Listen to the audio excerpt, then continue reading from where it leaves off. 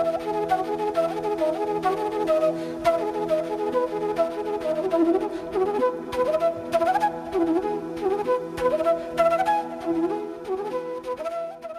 afternoon. Welcome to EduSet Network.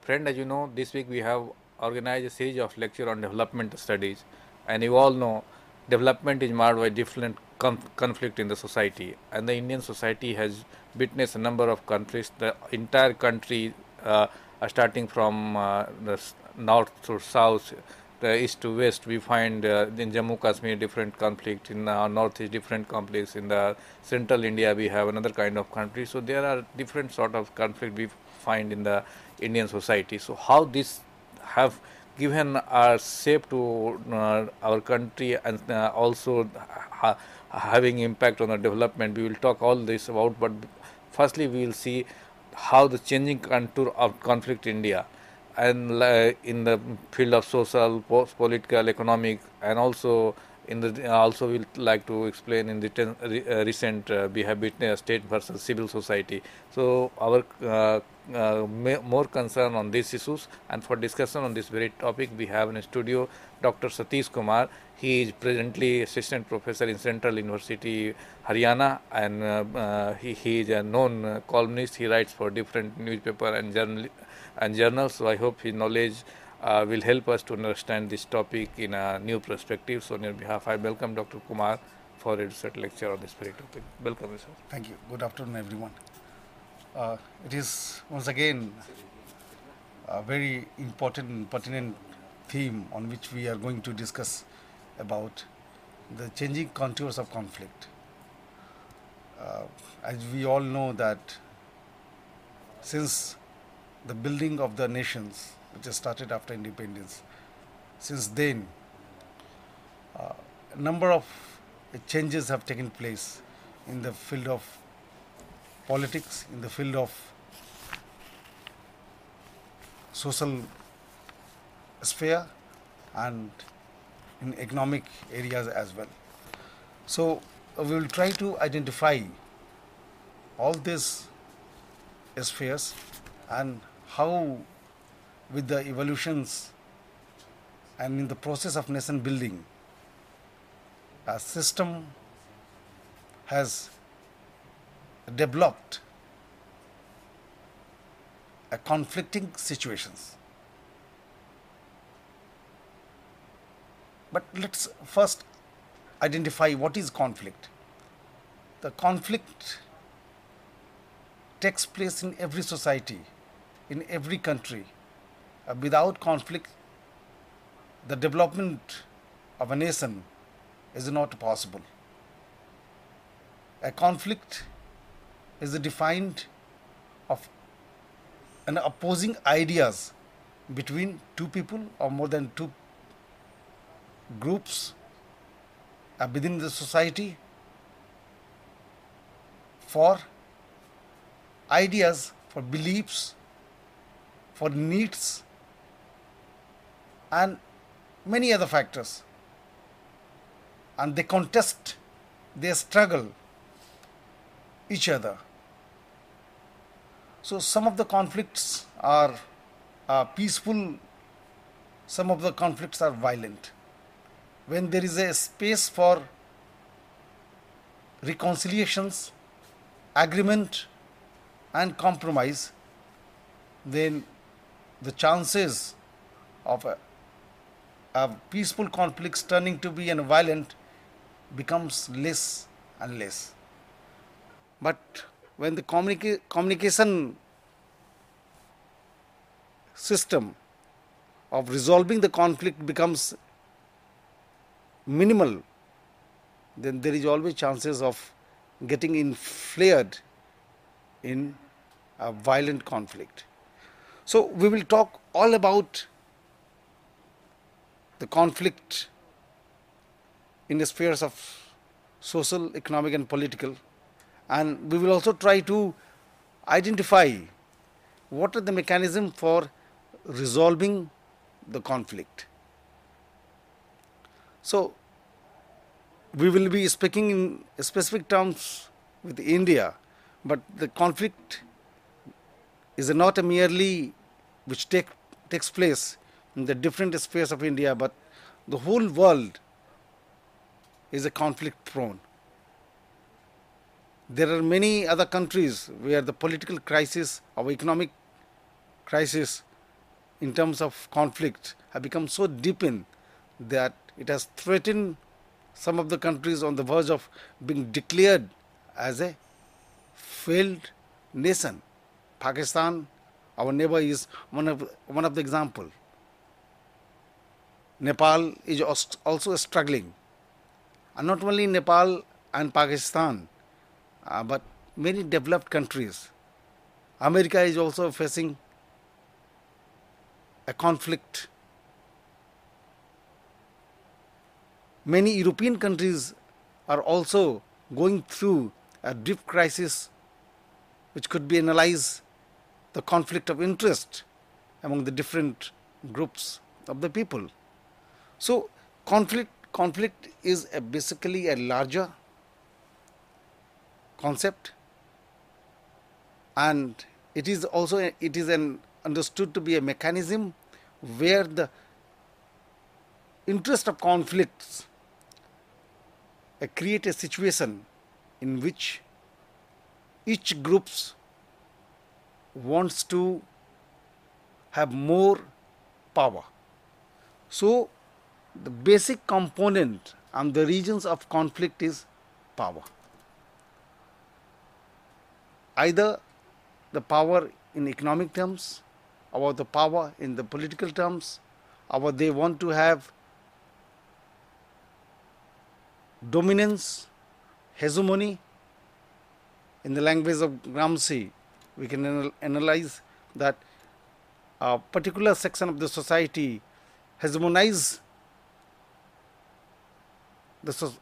the state according to their own ideas and dictate that also germinate a conflict in the society.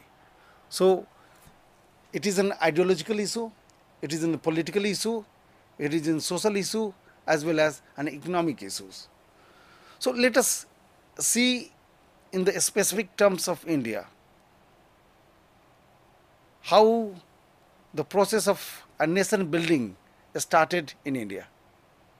The process of nation building was started with the vision of Nehru.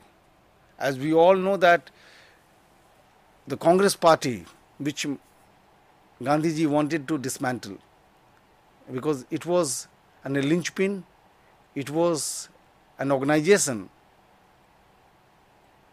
which has created this nation.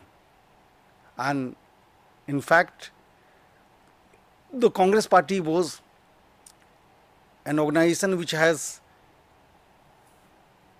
an amalgamations of all kinds of ideas, from extreme left to extreme right. So it has tried to accommodate a different point of views. So when the government was formed under the leadership of Nehru, there was a different conflict within that government itself. Some of them belong to extreme right, some of them belong to extreme left, and they accordingly wanted to build their nation on their ideas. But gradually the power has come into the hands of Nehru, especially after the death of the Home Minister and the Deputy Prime Minister of India, the Iron Man, Vallabhbhai Patel. And Nehruvian ideology has prevailed either in the economic policy or the foreign policy or in other spheres of governance. So if you read the thought of Nehru, the writings of the Nehru, the books which have been written by different historians that analyze the concept of Nehru, that he wanted a socialist pattern, though he was a staunch believer and he had a very strong tilt towards erstwhile Soviet Union's economic structure.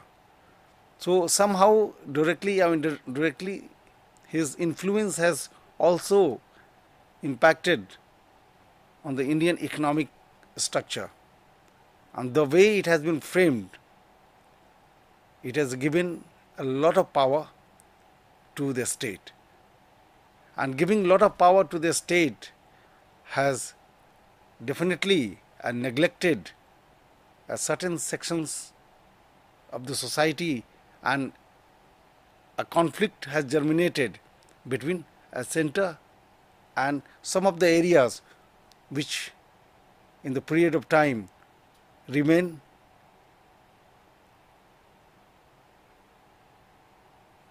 affected by the mainstream centrist approach of the Indian government, and major conflict which germinates, which develops in some of the areas which still continues to haunt the Indian state.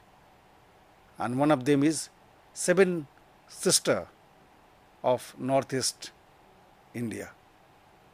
As we have been reading, since 1952 the problem started in Nagaland, then Manipur, Tripura, Arunachal Pradesh, and almost all the seven sisters got involved in a wave of a violent conflict. So why did it take place? If we go between the lines of the policies of the government, then we realize that the policies which were being meant to include the all periphery into the center under the framework of a federal structure got somehow and some way derailed. Center started looking at the big issues, heavy industrializations, a development which was initiated by the center, and fortunately or unfortunately the political system which was built in India that represents the Middle Kingdom. Middle Kingdom means all the important states of North.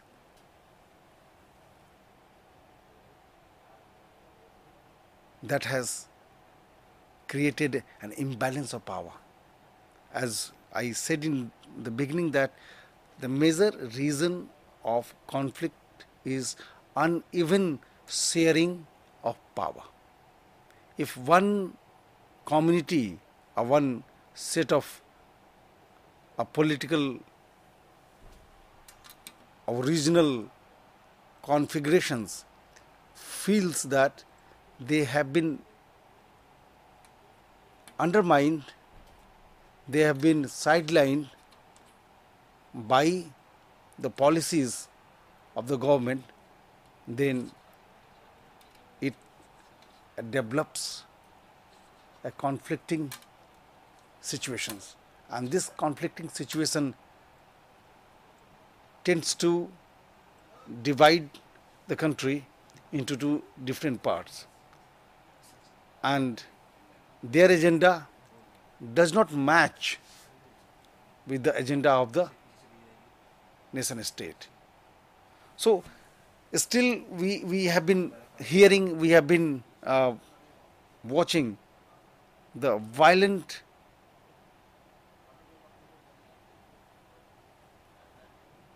activities which take place off and on in the northeastern states.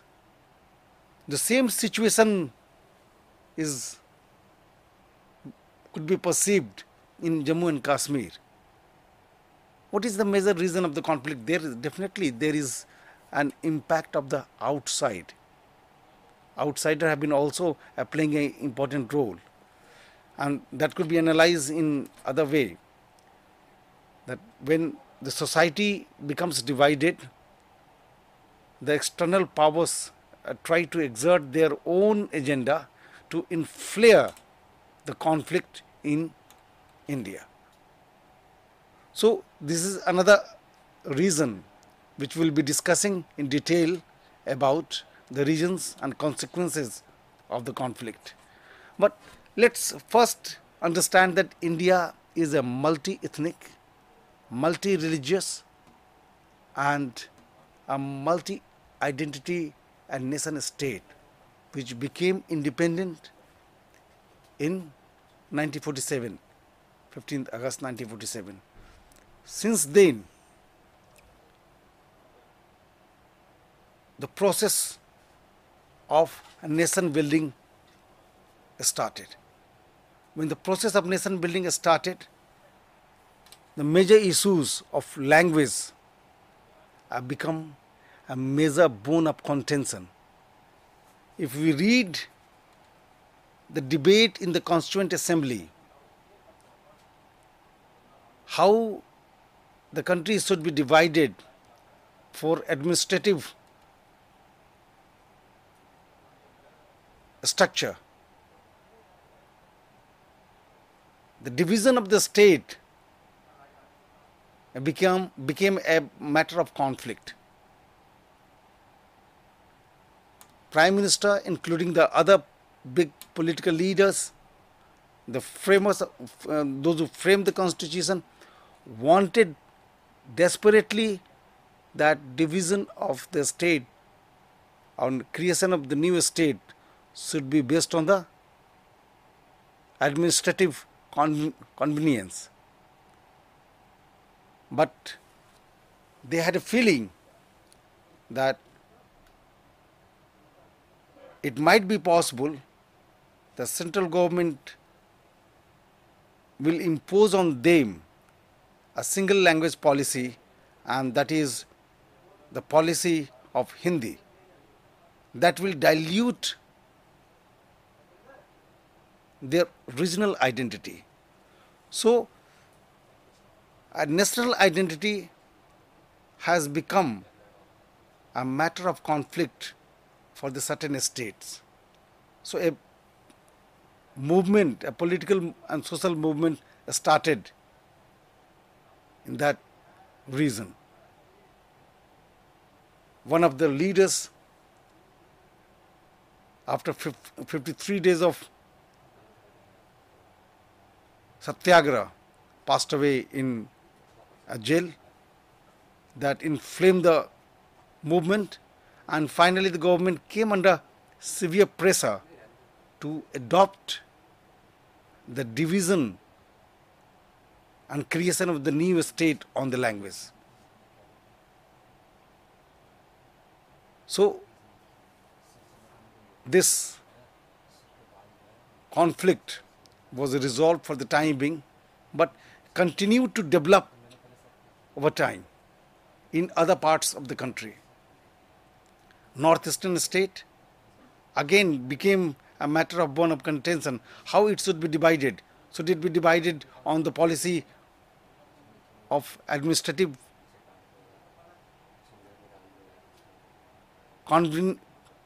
comforts, or it should be divided on the policy of region and ethnic identity?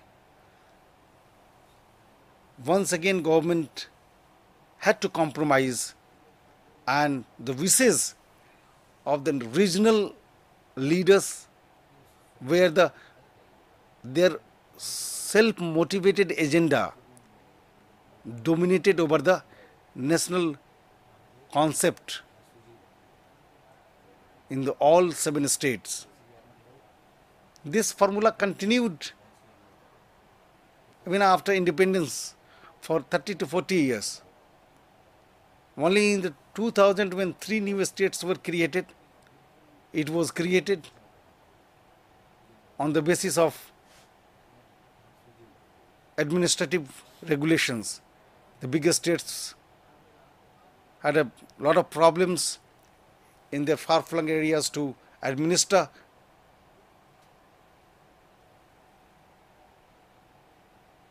better. So Jharkhand, Chhattisgarh and Uttarakhand were created on these grounds where the language was not a major issue. So still in India, the problem of language has not been wiped out completely. It still plays a very important role. But with the systematic change through the technology and through other methods, this conflict has become less important. Other major importance or major subjects of conflict have developed in the last 20 to 30 years, and we can identify them in a number of ways. So we will try to focus on the changing contours of a conflict. On the social front, we can identify that the Indian identity or symmetry was based on the caste. That was the primordial identity of the Indian people. They were known by the caste identity. And we had seen a violent conflict which took place in the late 80s and the beginning of 90s, when the policy of reservation was implemented. The whole hog of India, especially the North India, was divided into pro-reservation group and anti-reservation group. It continued for some time. Later on, it died down with a compromise. But still, this policy of reservations create a conflicting situation in our state. Recently, when our government tries to bring social justice, in the process of create egalitarian social order, the government has to accommodate the left out group, the weaker section of the society, through the process of reservations. So the kind of policy which was being framed under the new education policy, in which in medical and IITs and IIMM, government try to accommodate certain seats on the basis of reservations.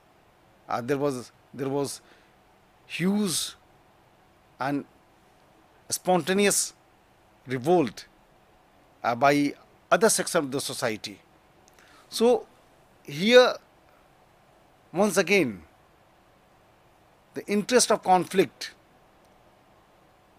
germinates and develops conflicting situations in a state level or at a national level. And this process seems to continue unless and until a balance through a proper governmental policies are sketched. It cannot be possible that the conflict is going to die down. Recently, we have seen a clash of interest between civil society and a state. Why did it take place? And what are the major factors of conflict between society and state? As we all know, we study in sociology and political science that a human being, he lives in a society as well as in the state. As a human being, we live in a society, and as a citizen, we live in a state. there is a corresponding relation between the society and a state. So does it have a space for a conflict between the society and a state? And if it is a possibility, or is there any, by any account of a situation when a state can fight against the society, it becomes a troublesome situations. It becomes a difficult situations for the nation state to overcome this kind of a problem. In the last few months, we have seen a strong civil society has come out, a vibrant civil society has come out with an agenda to mitigate corruption from this country. In fact, this is one of the responsibilities of the state to provide not only services to the people, but provide services in a manner in which fair game is being played. But in the last 64 years, if we analyze the functioning of the government, we find that there is some lacuna, some problem, some casual, lenient approach, some bungling, some sort of misunderstanding have created in a situation where the state does not follow the wishes, the needs of the people of this country. So what does it happen? It results into a conflicting situations. Anna Hazare, a staunch Gandhian, when he promised, when he started his movement to bring a strong Lokpal bill, according to him, that is a strong Jan Lokpal bill, it became a matter of conflict between civil society and a state. Here we need to understand how this situation and why this situation was created. We all know that a civil society means complete representations of the people of this country. The vibrancy of the civil society depends on the activities and involvement of this citizen of this country. And as we all know, we study in political science and other subject as well, civic culture.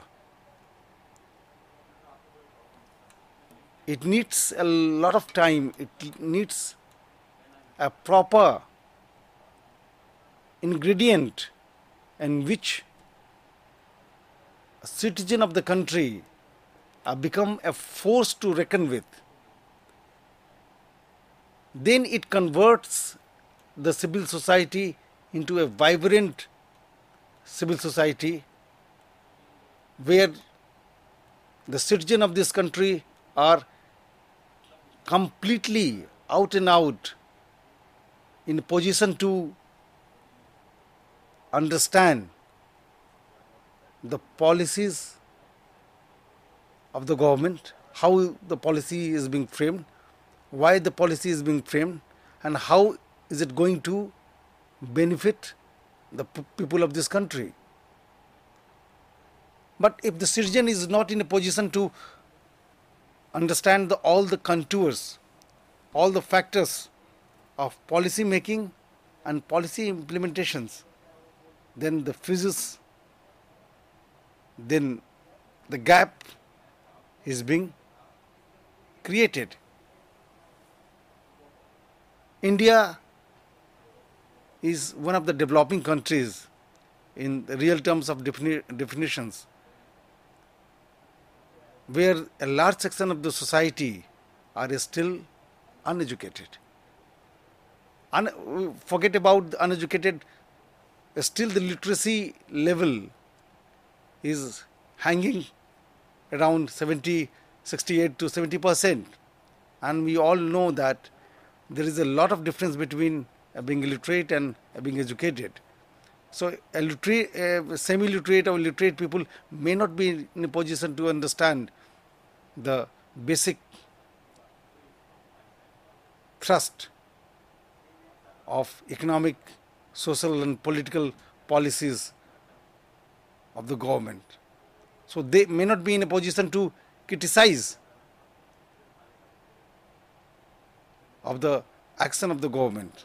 So what they do, they are being fed by a certain section of the society which claim to be a true representative of the civil society to fight against the state.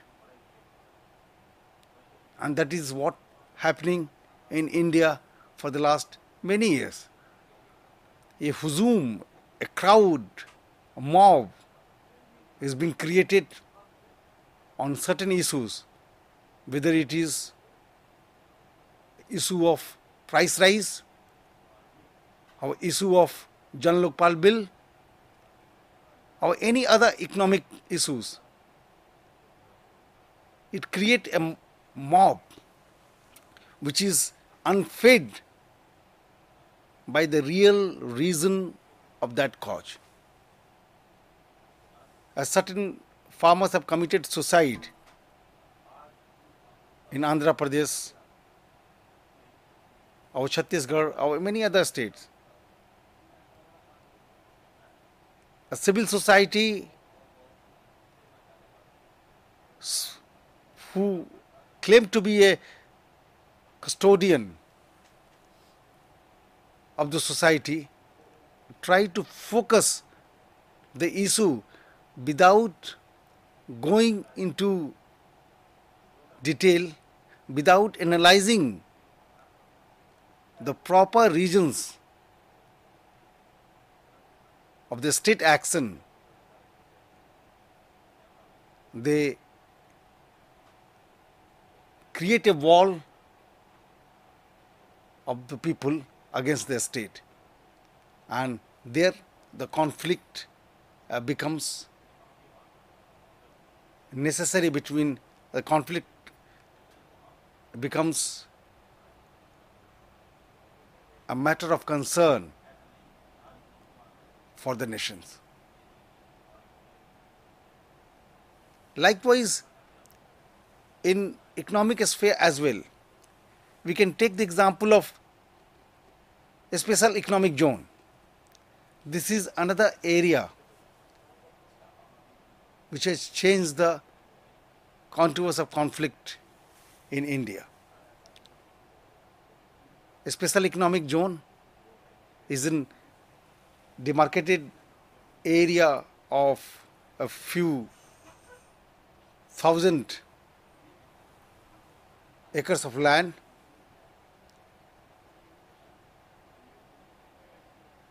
of farmers with a more liberal economic laws are being carved out.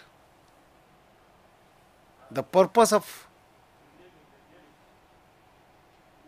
a special economic zone is for more development, more business, more opportunities for the poor people. That is the policy of the government.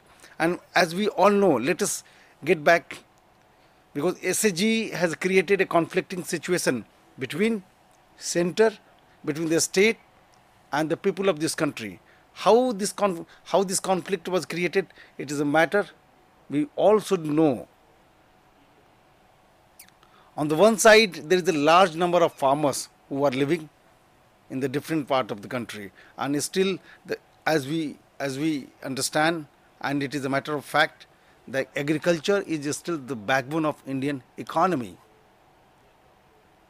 During the independence, more than 80% people were dependent on agriculture, but still, more than 60% people are still dependent on for their economy on agriculture. They survive on the thrust of agriculture productions. So what happens when the concept of new economic zone, which was started in India, this is a very new concept process.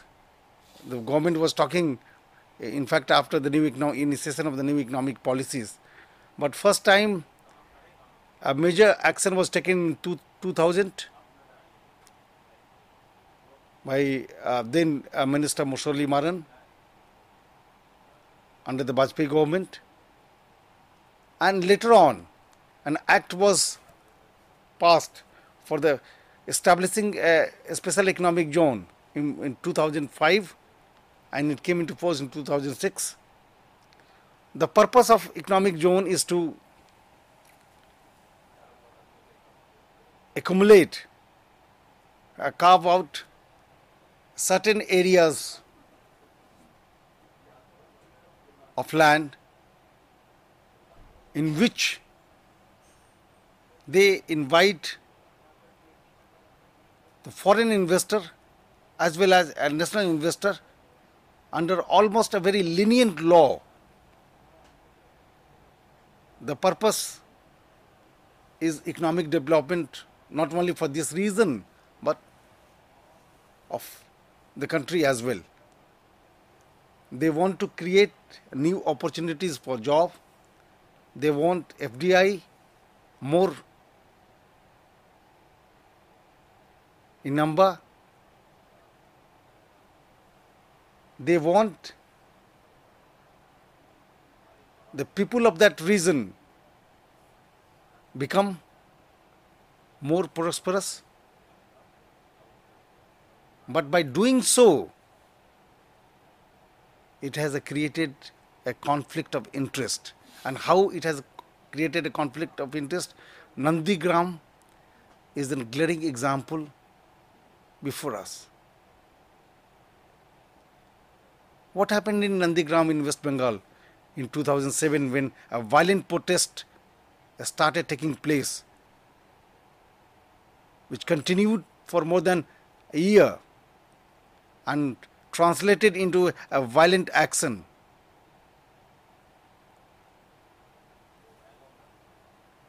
The government of West Bengal, they wanted to create a medical hub with the joint ventures of Indonesia.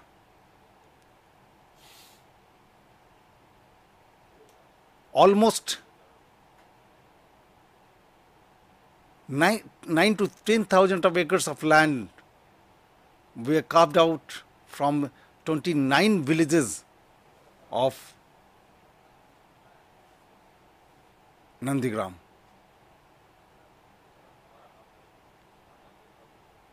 The West Bengal government that was run by the CPIM, they wanted that this SAG should become functional. Here, the agent of the people, which could be anybody, but major agent of the people, the different political parties started speaking in different tones.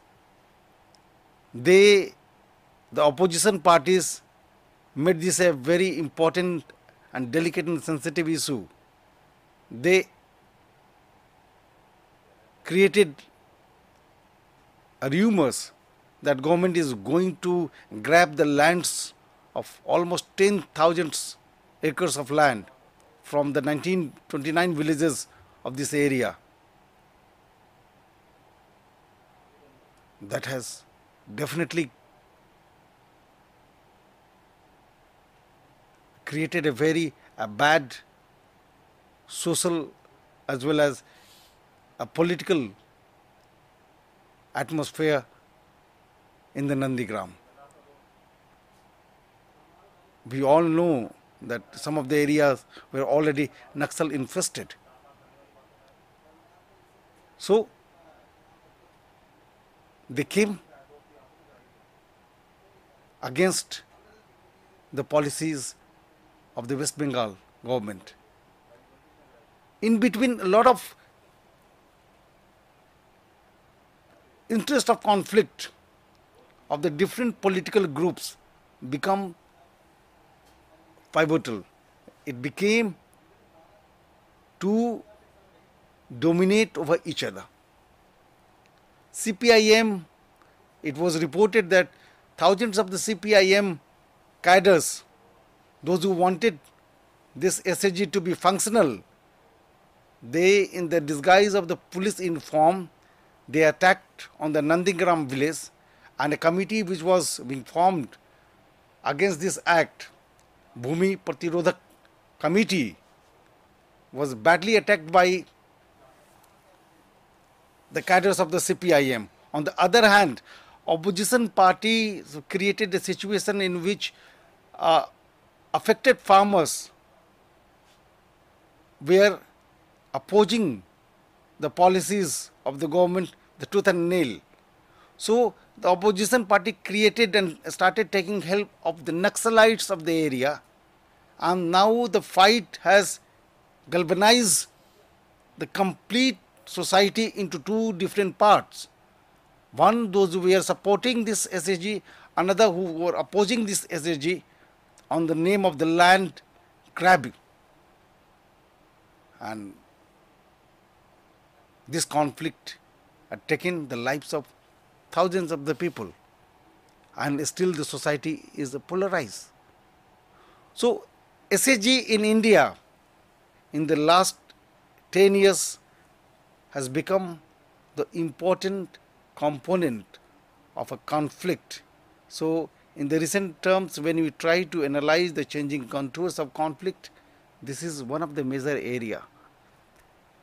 Since 2000, government had a plan to create at least 64 SAG in all over India.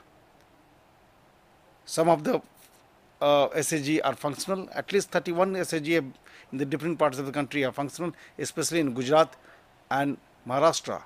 The Jamnagar episode, we all know about it. It was also, to a certain extent, became a matter of conflict between the farmers of Gujarat and the Gujarat government.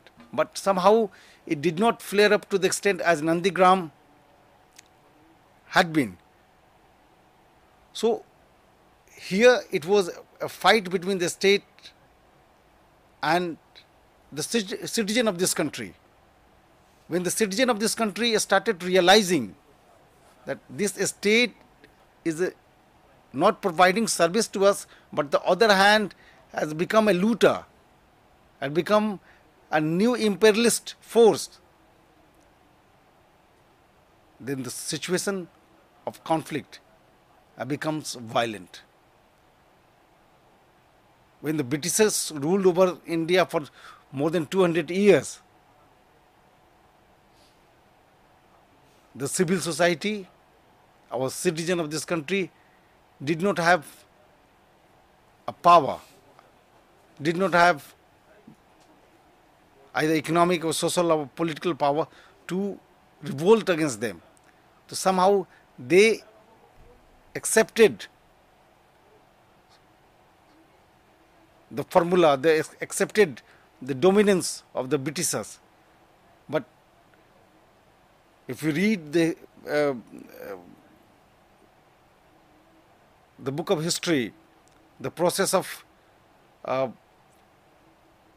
independence, in which different leaders played an important part, where Gandhi came in a different form and try to exert the interest of the larger section of the society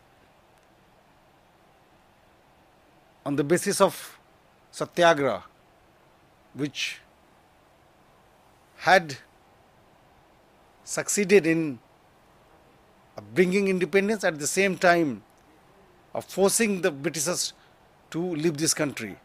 But after the formulation of its own government,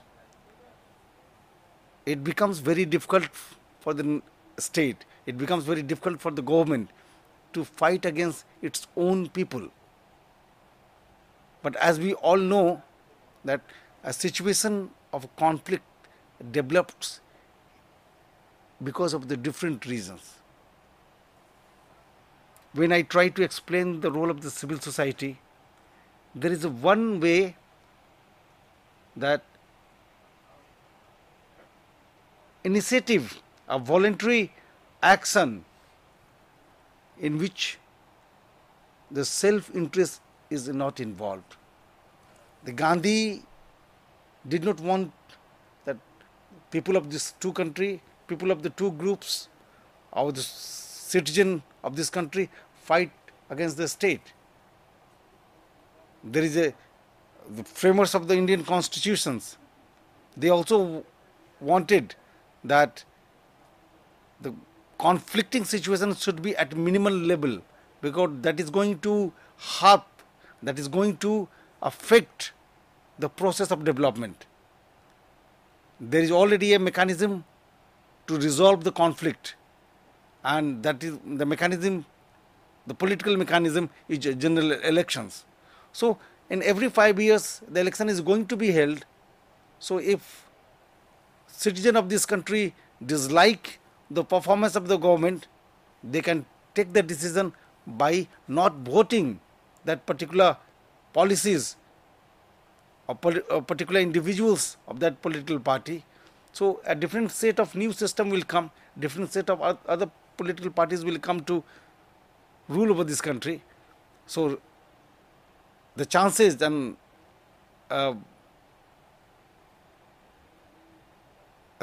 situations of conflict will not arrive. But it has not been successful in doing so. So when the voluntary action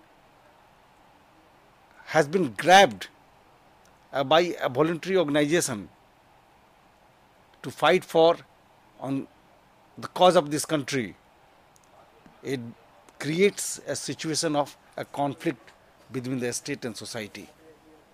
So this is one major area of changing contours of the conflict. Now, what are the other major areas of political conflicts in this country? Ideas of nation making is different altogether by different political leaders. After 1991, a new economic policy was initiated. A new economic policies was initiated with the concept that license Raj or permit Raj would be demolished. For the larger section of the society, the market should be open. Though it was done under the pressure of the foreign countries, it was done under the pressure of the Western countries, but it was open to the foreign investments. So without creating a level playing field, this state has opened the gates for others. It has created once again a conflicting situations. So after 1991 till 2011, if we analyze the economic developments, we find that rich are becoming richer, poor are becoming poorer. So social conflict within the state becomes much larger. We might have been watching, hearing and reading in the newspaper that a certain states, certain cities, they have become the hub of minor crimes, chain snatching, looting,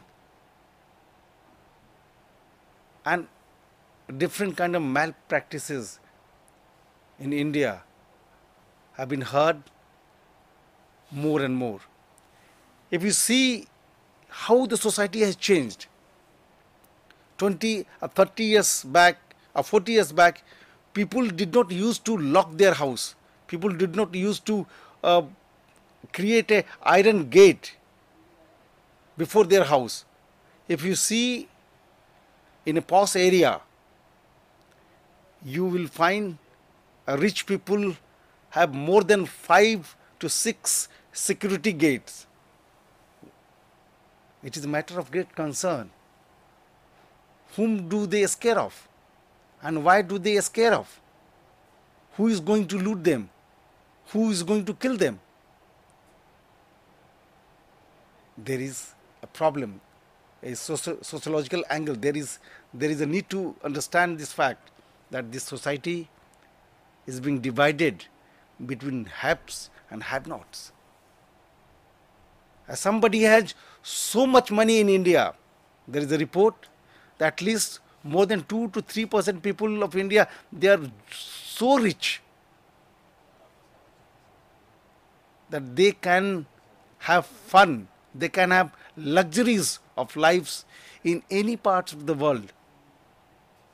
On the other hand, 30 to 35% of the population of this country are so poor that they do not have resources to eat 2 times a day. India, if you see the index of the development, India on the many parameters far below than many undeveloped countries of the world. India has the largest number of malnourished children. India has the largest number of illiteracy. India has the largest number of child laborers. On many indicators, it shows that there is a still social gap on the basis of income, on the basis of other parameters of social, economic and political have not been bridged. The government successively of each political parties, irrespective of political ideology and political parties, they have not come to the terms to bridge the gap between the poor and the rich. So definitely a conflict will remain intact. In the terms of Marx, when we talks about the class struggle, in every period, in every epoch, and a state is an instrument of exploitations of the poor, becomes true into a large extent of the explanation of this state functioning. So we cannot base, we cannot channelize the one particular ideology, whether it is Gandhian or Marxian or liberal state. But somehow the major function of the state is to mitigate poverty, mitigate the social gap, mitigate the political gap, disseminate all the negative parts within the society. But India has failed to do so in the last 64 years, and that is why the conflict remains still large and voluminous. Time to time, it erupts in economic terms, it erupts in political terms, and it erupts in other way as well. So, what are the mechanism for resolving the conflict in the society? The most important component of resolving the conflict in the society is communications. If the communication is speedy, if the communication is to bring the both conflicting parties on the table and try to resolve, then it becomes easier for the state, or it becomes easier for the organizations which is trying to mitigate this conflicting situation, whether it has come out because of the political factors or economic factors or social factors. But by and large, the nation state which has started its process after independence has traveled almost for 64 years.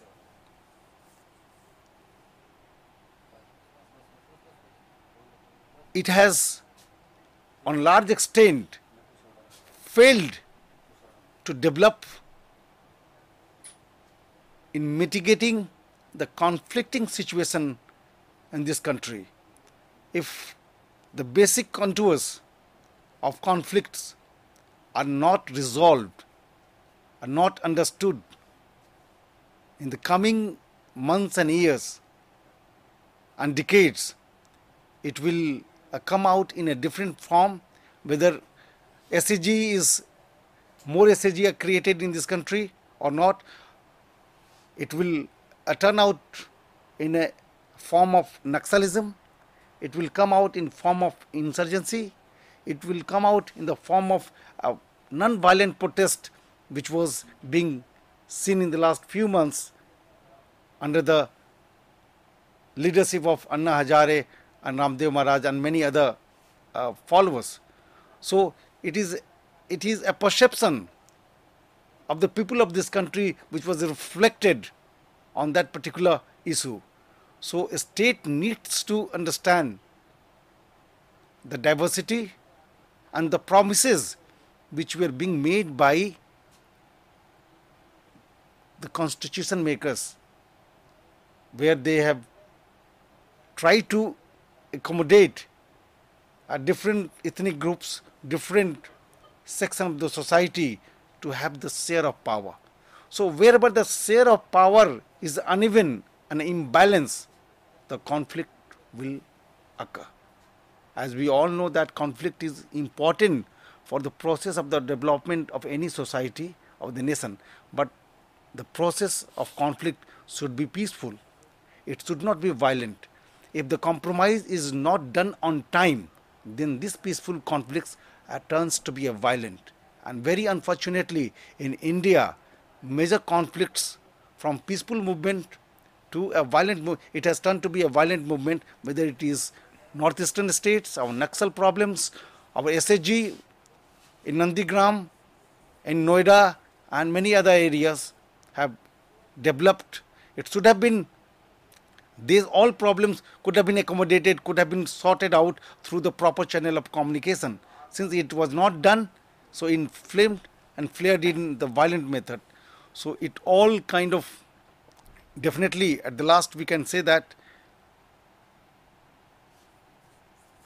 a proper mechanism of conflict resolution should be ready in this country.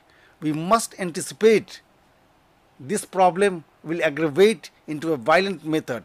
So before it reaches to the violent method, the state must act speedily to resolve the matter through the peaceful means. Thank you.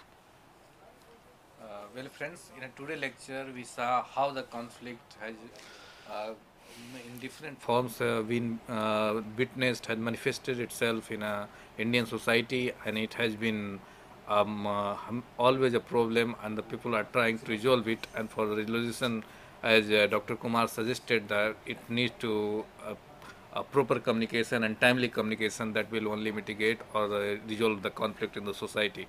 For that, we will discuss tomorrow. We have a complete lecture on conflict and media. In tomorrow lecture, we'll see how the media has reflected the conflict in society and tried also to give some kind of solutions.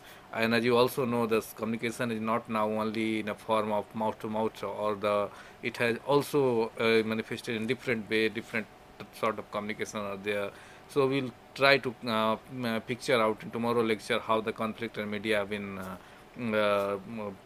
how conflict in media have been portrayed. So I thank today for the in-depth lecture on this forms of conflicts, whether in the form of social, political, economy, as Dr. Kumar has tried to pass on all of us, and has tried to also give some kinds of